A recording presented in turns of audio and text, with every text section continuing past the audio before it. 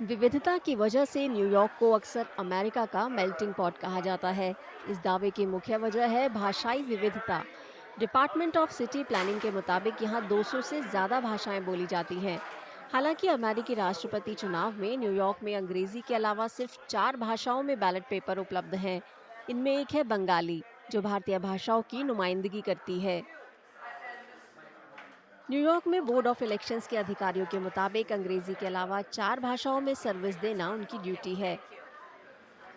बंगाली भाषी ballot paper का विकल्प यूं ही शामिल नहीं किया गया, ये प्रावधान कानूनन बनाया गया है। ये बैलेट पेपर में जरूरी सुविधाएं देने के नियम के मुताबिक है, जिसमें बंगाली वोटरों की सहूलियत भी शामिल की गई है।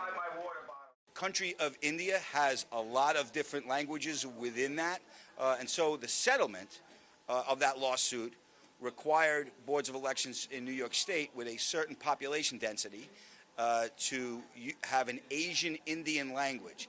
And then through some negotiation that predated my arrival here, they settled on Bengali. So that's how that's as much insight as I could give you into that. I understand the limitations of Bengali being the choice, but it did come out of a lawsuit. यहाँ तो काफ़ी प्रोत्साहित किया जाता है कि सभी आके वोट डालें और अर्ली वोटिंग की भी व्यवस्था है। और अगर माइनॉरिटीज़ में अगर किसी को इंग्लिश नहीं आता है तो उसके लिए डिफरेंट लैंग्वेजेस में भी बैलेट पेपर रहते हैं। मैंने तो अभी वोट नहीं दिया, इसलिए मैं नहीं जानता हूँ कि कौन कौन से लैंग्वेज हैं, लेकिन सुन रहा हूँ कि गुजराती, बंगाली सभी हैं उसमें।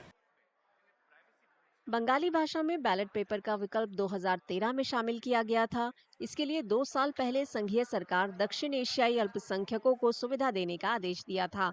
यह आदेश 1965 वोटिंग राइट्स एक्ट के तहत दिया गया था। ज्यादा इंक्लूसिव इलेक्टोरल सिस्टम बनाने की दिशा में महत्वपूर्ण कदम है।